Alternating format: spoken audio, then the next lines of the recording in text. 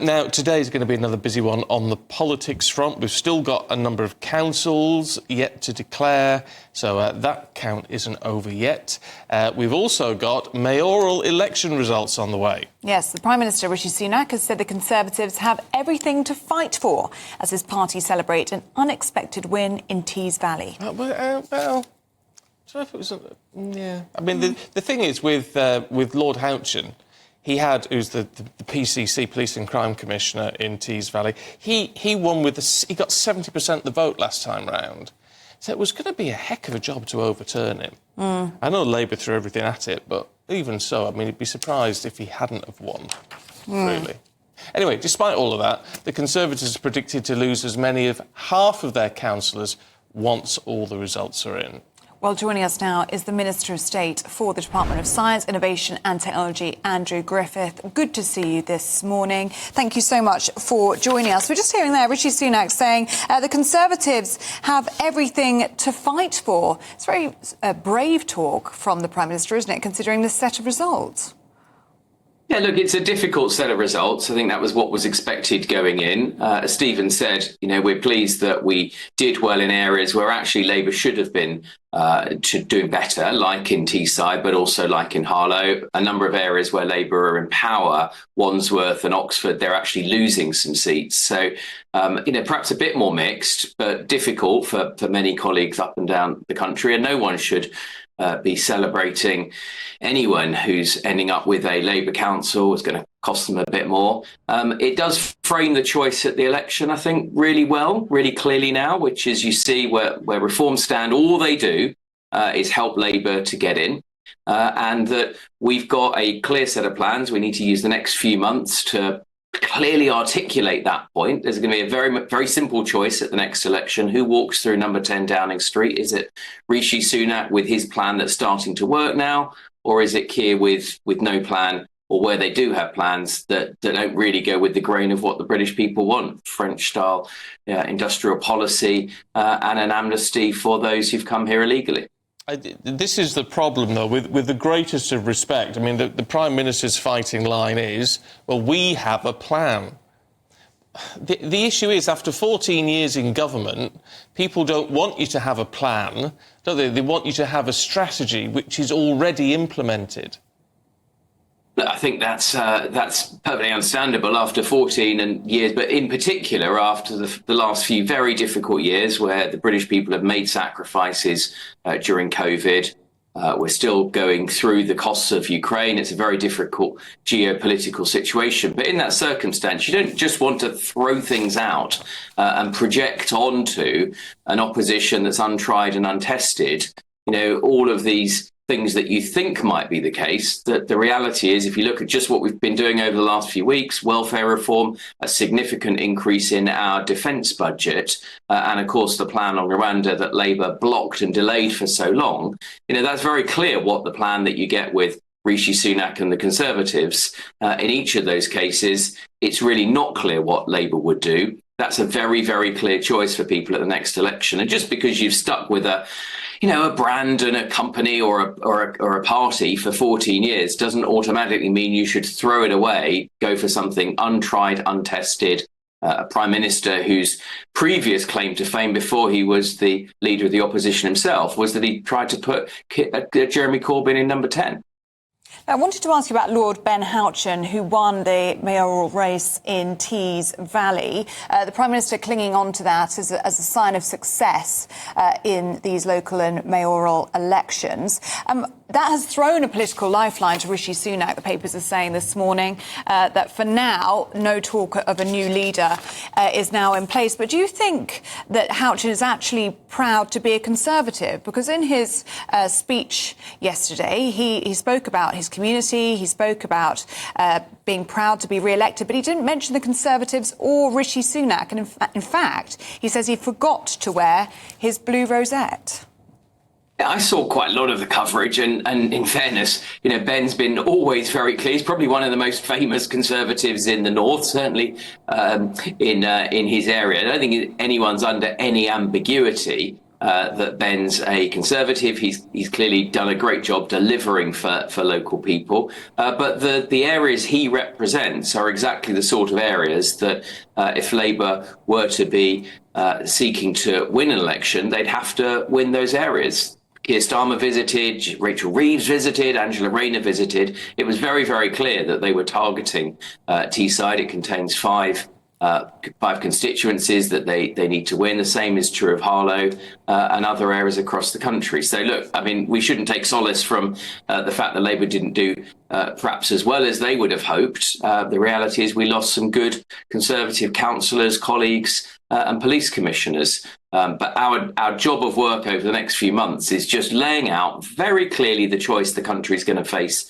at that general election. Go forward, party with a plan, or have Keir Starmer walk through the gates of number 10 at the most difficult geopolitical time, huge uncertainty in the world, as well as the fact the economy is now starting to pull away and recover after the difficulties of the last few years.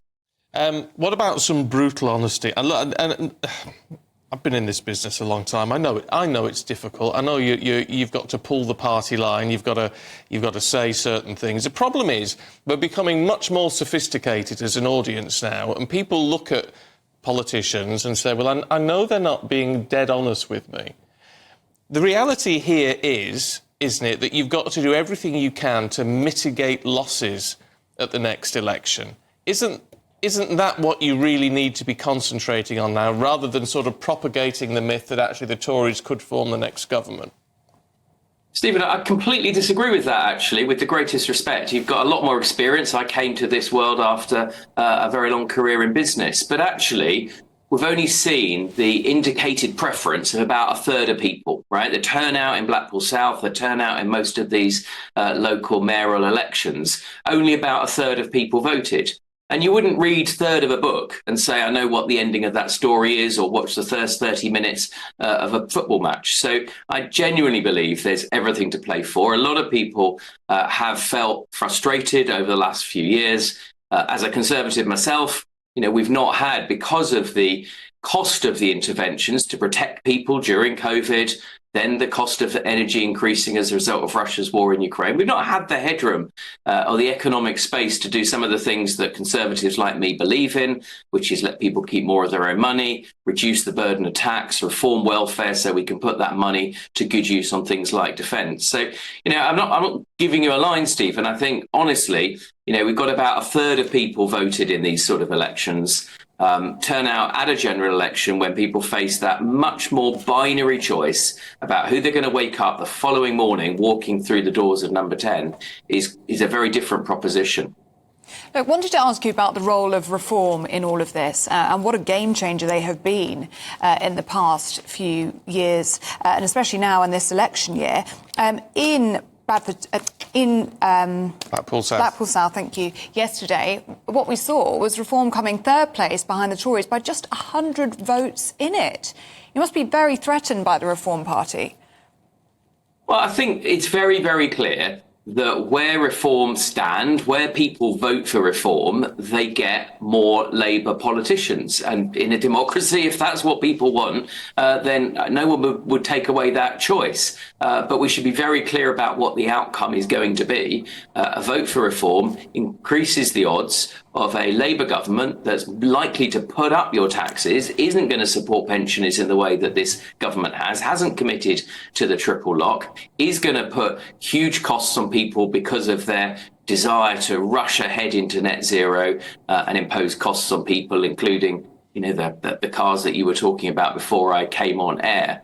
All of those things are made more likely if people vote for Reform. So that's a choice people will have to make. But it's very clear what the consequences are that you get. And look, that's actually a very difficult point to argue against in terms of how our democracy works.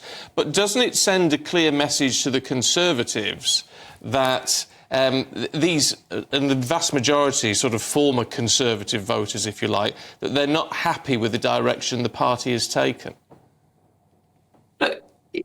You shouldn't be in a democracy if you're not listening to the voters, and the Conservatives have to earn and fight for every vote. I think that from the people I talk to, and as a member of parliament, you talk to people all the time, and some of them say, look, we're voting reform for these reasons. And it is typically a frustration about the ability of this country to control its own borders. Now, we've passed that plan.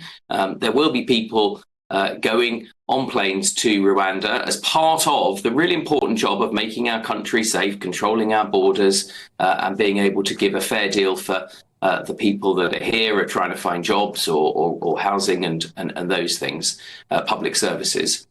So I think if we can show those sort of voters that we are on their side, and that notwithstanding the frustrations of the past few years, many of which have been caused by the very difficult geopolitical situation, that improving spending on defence, getting back control of our borders, reducing the burden of tax on people, those are things that, by and large, and I shouldn't, oversimplify all of the different things that reform voters feel, but if we can deliver on those plans, I think we've got every chance of reminding them and having that conversation that a vote for reform is just helping Sir Keir Starmer.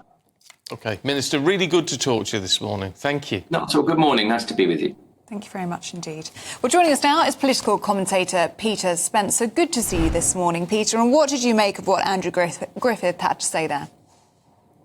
Well, to tell you the truth, I felt as if I was on the deck of the Titanic, listening to those musicians tinkling away with jolly little songs. Everything's going to be fine.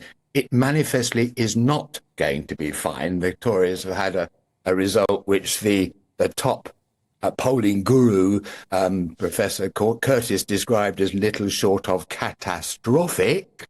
And I think that immediately calls into question, will there be a plot to oust Rishi Sunak? Now, if you ask me, the idea of putting in yet another leader at this stage would actually make the charge of the Light Brigade seem like a pretty good idea. But that doesn't mean to say they're not actually actively thinking about it. And it is certain that there are all manner of conversations going on at this moment. And indeed, one rather dispirited minister said a couple of days ago, "Look, I'd like to hope that the response to bad results will be calm and measured. But have you met my colleagues?" What do you make of what Andrew Griffith was saying? And I wonder if he's got a point when he says, yes, it's bad results for the Conservatives. Within expectations, though, that sort of 500 seat loss was sort of what we were being briefed about. Labour hasn't done quite as well as they might have been hoping for. No, I think that is certainly the case. There are widespread predictions that they will be the largest party after the general election, but they won't have an overall majority. That said, it's worth bearing in mind a couple of factors in all this. One is the fact there was no voting in Scotland, and it's worth casting our minds back to the fact that 9 years ago, up until 9 years ago, Scotland was Labour bedrock, and then the Nationalists trounced them totally, and they lost 40 of their 41 seats. Well, look at this. Look at the political situation in Scotland, where first of all we lost a first minister, then we lost another one, then there's the scandal over the party's finances, and indeed, as a result of that, Labour is now actually in front of the Nationalist of the Scottish National Party.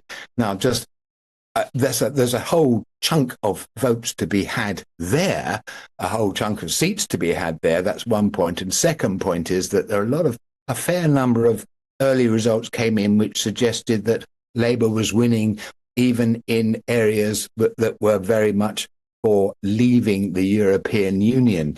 Now, we consider the 45 constituents in the so-called Red Wall, which again used to be bedrock Labour and then swung over to the Tories. Will a fair slice of them come back? So I suspect that projections that the Labour Party is not going to be the overall majority, not going to have an overall majority, may be a little bit wide of the mark. OK, Peter, really good to see you this morning. Thanks very much indeed.